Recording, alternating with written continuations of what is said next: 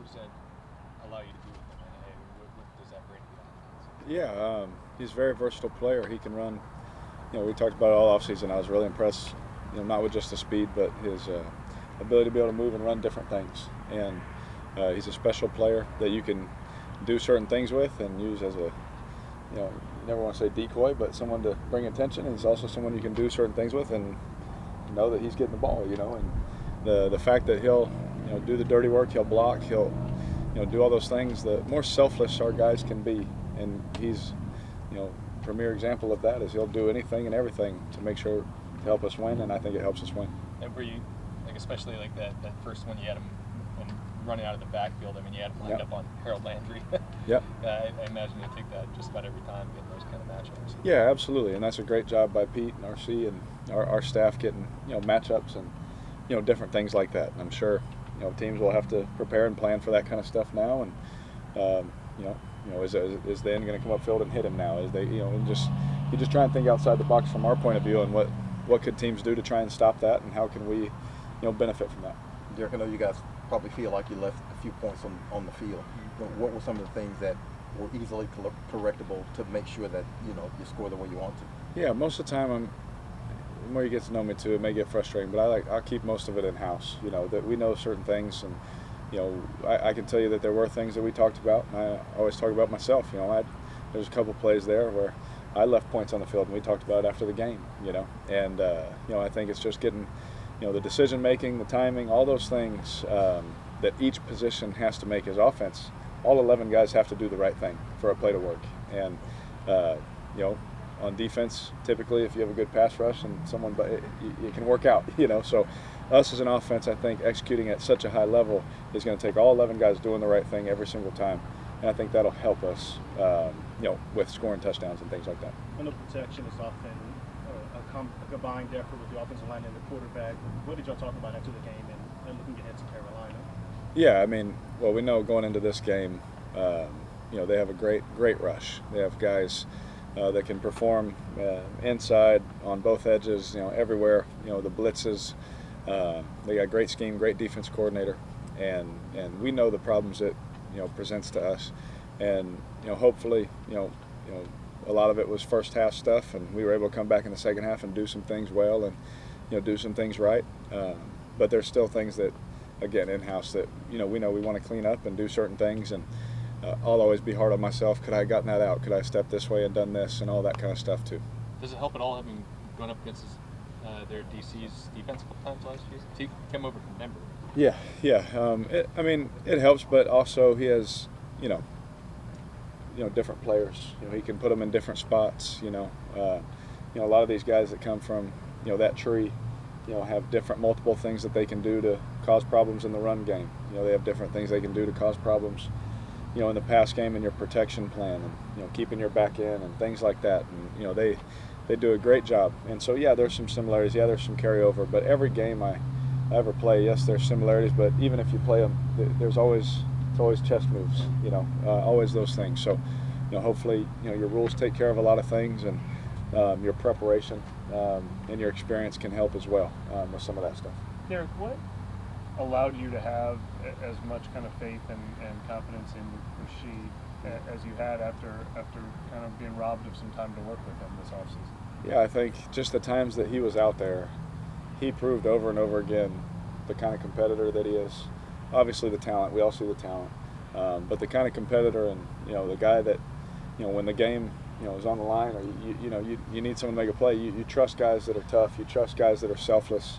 They'll do whatever it takes for the team. If we asked Rashid right there to come in and nudge the defensive end, and let Chris go run that ball, he would have done it with everything in him, And when you have guys like that, that's going to help us win, And it just, guys making that decision, what's important to you, and he shows every day that winning is important to him, and you can just feel that off of him. And I've been around guys like that where we've had a lot of name guys, and then it's that one guy that you haven't heard too much about that always would make that play. It's just because he showed time and time after again that he was a team guy, and that he wanted to make that play, and he'd do whatever the coach asked him or whatever the quarterback asked him.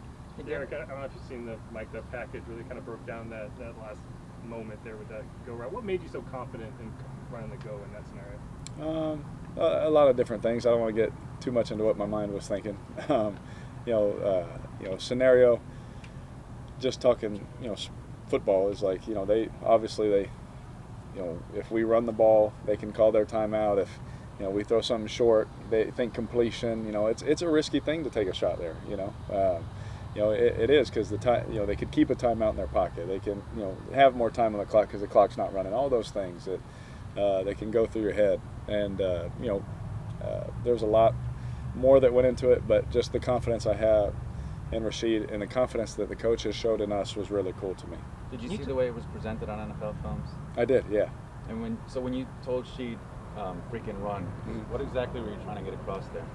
I'm kidding, but seriously, like what? That should be unspoken, right? Like why did you feel the need to say that in that way at that time? Well, yeah, there's, on the play, there's different reads. I could have gone to 4 other options, and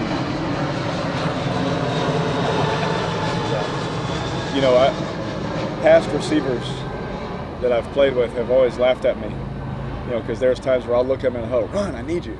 And sometimes it is just to get a clear out, but I want them to think they're getting the ball so it looks real, and so I do say those things sometimes, but I do it to, hey, I need you here, and you may not get it, right? If they end up covering it or they end up doubling, like, I'm not throwing it, I'm going to go to the next read, but I just wanted to alert him that, and he's not a guy that I need to alert to run, because that's what he does, but I just wanted to make sure that he knew that this could be his moment. And Derek, I know Frank spoke really glowingly about you yesterday. I think you met with them in the offseason. Yeah. And there was a time when they before they considered trading up for this, that you met with them as a free agent. Just maybe things work out how they're supposed to, but just how did that go, and how maybe real was you becoming a Carolina Panther and possibly playing for him? Yeah, well, I didn't take any meeting with anybody that I didn't think was real. And again, I was gaining all of my information. They were gaining all of theirs, just like everyone that I met with was. And it was very, very real.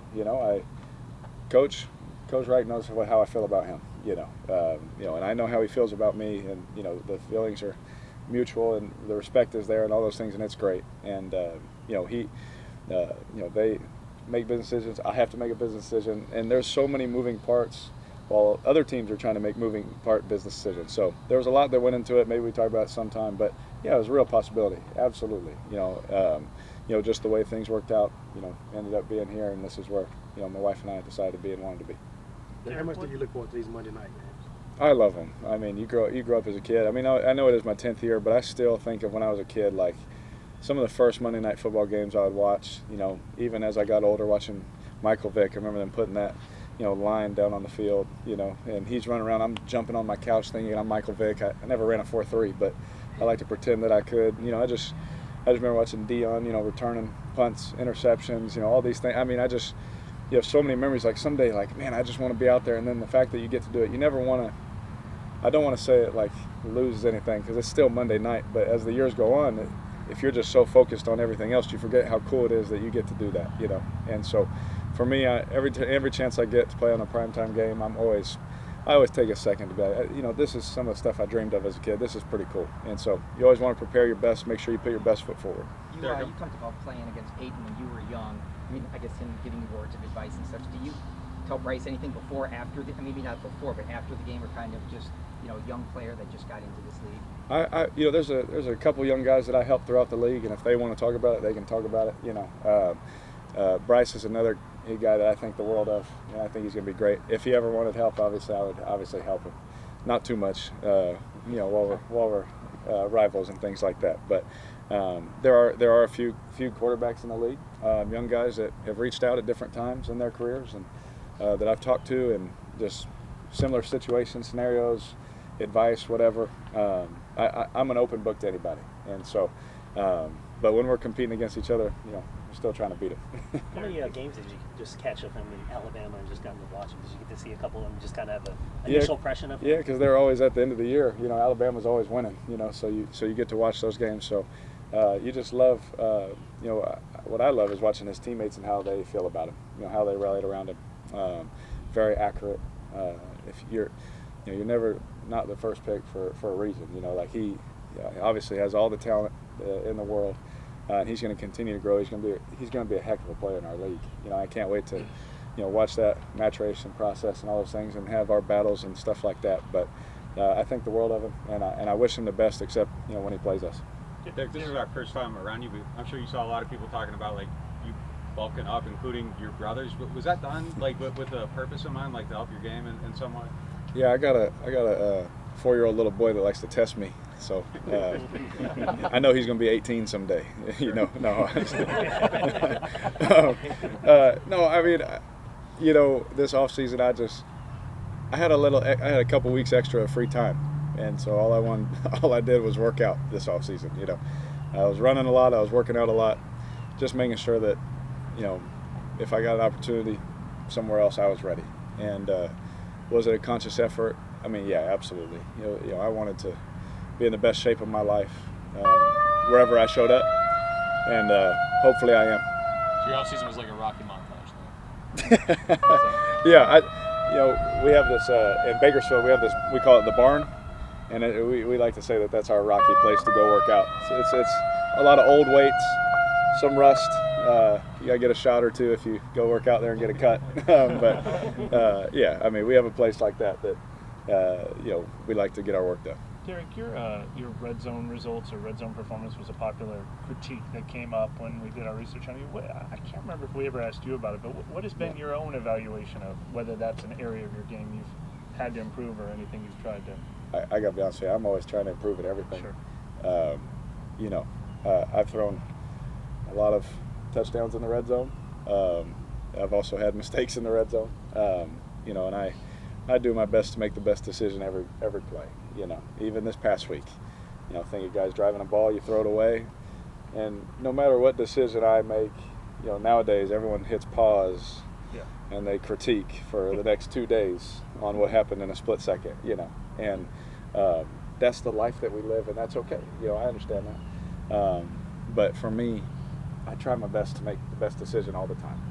And I'm sure there'll be a play in my life again in the red zone that I may mess up, but I'm sure there's going to be plenty where we throw a touchdown. No, well, I asked because, I mean, that's natural to think it's just a different part of the field, and you're going to have pluses and minuses, everyone. That is not an area where you have identified as something you've tried that's been a hump for you to get over or anything like that? Every play is different. Every game is different. Every decision I make is different based on the scenario. Sure, maybe there's one where someone's there, but they're in the headset, like, hey, we got points here, just be smart. Okay, it's tight, throw it away, we got points.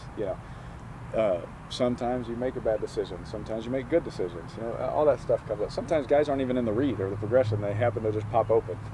Like so many things happen where, again, I'm always trying to make my best decision. I don't feel any different over here than I do down here in the red zone. I'm always confident, and I always just try and make the best play for our team. Did you throw 2 or 1 in this last game? Touchdowns in the red zone. The Rashid one that they didn't. That's another one that everyone took a picture. They're like, his knee is in. I thought he was in. I was talking trash to Barry Ball. I was like, he was in. He's like, no, he's not. But I thought it was another one, but that's all right. Derek, I think maybe that was not a critique on officiating. I don't want to let her. I think maybe people who aren't super familiar with the Saints maybe see Rashid as the undrafted guy, didn't get a lot of targets last year, as kind of a gadget guy, whatever the case may be. Mm-hmm. Just in your experience with him, what's been, I guess, your impression of him, just like his sophistication as a receiver? Yeah. I think the world of him. I think he's a very smart player. He can run all the routes. He can block. You can hand it to him like we did last week, and he can get positive plays there. You see his awareness. Coach telling him to get in, stay in bounds. He didn't try and cut up and maybe get pushed out of bounds. He just got his 5 yards and got down, made sure the clock was running. Like, you see the football savviness from him on both sides. He understands the game, and God blessed him with some things that other people just don't have. And I like to tease him that I'll race him all the time, but I don't know if I really want to. I've heard a couple people say his speed is different. Like, is that really evident on a football field where everybody's big and fast? Yes. Yeah. There's only a few guys. Henry Ruggs was another one where you could feel it. Zay Jones is another guy where you can when you're running, when you see him next to him, he's a guy. Tyreek Hill, obviously, seeing him all those years in Kansas City. Rashid's one of those guys that when he's running on the field, it was like when I played at Oregon and DeAnthony Thomas came running by for like an 80-yard touchdown. I was like, yeah, that's different. You can just feel it. And he's one of those guys. When he takes off, it's just a different gear that a lot of guys just don't have. Yeah, I noticed the ball from that touchdown pass ended up in the stands. Were you able to get it back? No, I didn't want that one. You didn't no, want that? I didn't want that one. There's only one. There's only one football I want. That's why that when I threw the ball, hopefully I didn't get in trouble, but threw the ball in the stands. There's only one ball I want, and it's none of those yet. So I'll let you know when that time comes. Derek, your pocket awareness, ability to climb the pocket, feel the rush, how much of that is innate, intuitive? How much is it a fundamental you could work on, or is it? And have you gotten a lot better at that over your experience? Yeah, I feel like I've gotten better at it. You get a good feel for, like, especially everyone has a rush plan for a quarterback. So once you start feeling how people want to rush you because you escape certain ways and things like that, you can kind of get a feel where they're putting their bodies, what games they like to run. I mean, there's a lot of experience that goes into that too. But I feel like it's just something, because you're never looking down, it's always a feel. You see the front, you make the call, then you're reading the defense. And then you have to feel after that as you're looking downfield. And sometimes someone's coming free, you're going to have to buy a little time for the next progression to show up. There's different things. I mean, you look at, Pat Mahomes is one of the best at it. Brady was one of the best in a different way, at sitting in the pocket and doing his presence. And Aaron's another guy who I love watching, and moving the pocket and different things. And so making plays out on the perimeter. So there's different ways to do it. And for me, it's something I worked hard at. I used to just be a statue. I'd just stand there, I'm just seeing. And I tried to get better at moving. Then I tried to get better at making plays outside the pocket, completions on third downs and red zone stuff. So I've always been trying to grow and learn from other guys for sure. The play where you found Chris for the 40-yard game where you kind of climbed the pocket and that broke up, was that a play designed to go to him, or did it just pop open? He was within the progression, but it was late in the progression. Right. And so that's another one where, you saw my arm, I was about to come off, they passed it off, and then I stepped up, and there he was. And so, that was another one where, the pocket presence, there's going to be times where someone's going to be free, I'm just going to have to run. There's other times where you just got to hang out in there, and wait for a certain route. Derek, how important is getting a run game going for you as a quarterback to try and get that passing game in, like, especially on third downs, and how important is your run game success going forward? Yeah, it's vital to take us where we want to go, and so all of our guys know how important it is and know how much it can help us. There's things that we did well in the game. There's things we want to correct for sure. But my job in that is making sure we're ID'd right. We're running good plays and good looks, and when they need me to check something, I'm checking the right thing and all those things. And so I try and do my part. Everyone's trying to do their part to make sure that we're on it. But if we want to go where we want to go, that's going to be a big part of it. Derek, a big conversation that came out of Week 1 game was protection. You get to see the work going into that every single day. Mm-hmm. Where's your confidence level that will continue to take steps forward with game reps? Oh, I am very confident. Yeah, that happens a lot in Week 1 too. It's live bullets, a lot of new games, especially that front. That front is amazing. We got another really good front here. So my mindset has always, Coach Gruden always told me, he is like, look, I don't care whatever happens in front of you. Relatively, you just try and find a way, your best way to try and move the ball down the field. And sometimes he would help me. Sometimes I understand there's nothing you can do, but just keep that mindset and that mentality that you're always going to try and move the ball no matter what happens. But my mindset, no matter what, like if I get hit, don't get hit, whatever, like I'm just playing football, and I'm always just trying to move the ball. And I try and keep that mindset to where I don't even care. It's going great. It's not. That's okay, but my confidence level is always high in our guys, especially with the talent we have in that room and the things I've seen them do all offseason. Yeah, thanks, guys. Thank you.